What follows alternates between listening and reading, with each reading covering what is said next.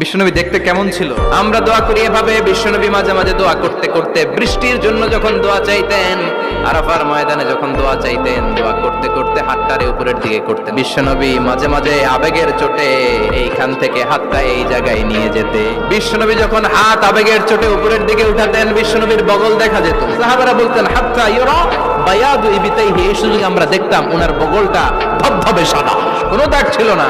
মুস্তাওয়াল জাবিন, প্রশস্ত ললাট ছিল। আসাম্মুল আনফ, খাড়া নাক ছিল। বিশ্বনবীর নাক কিন্তু বোচা ছিল না। এরকম চ্যাপ্টা নাকরে আপনারা কি বলেন? চাকমা কি নাক? হ্যাঁ, বুসা।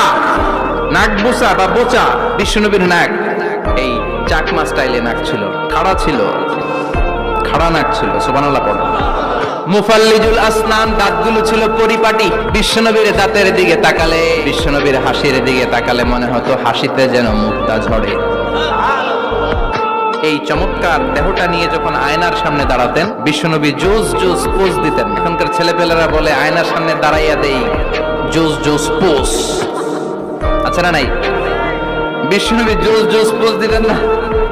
বিশ্বনবী আয়নার সামনে দাঁড়িয়ে বলতেন আল্লাহুম্মা হাসানতা খালকি ফাহসিন খুলুকি, ও আল্লাহ, আমার চেহারাটা যেমনি আপনি সুন্দর বানিয়েছেন, আমার হৃদয়টারেও সুন্দর করে দেন। What a attitude, what an attitude! কি অ্যাটিটিউড!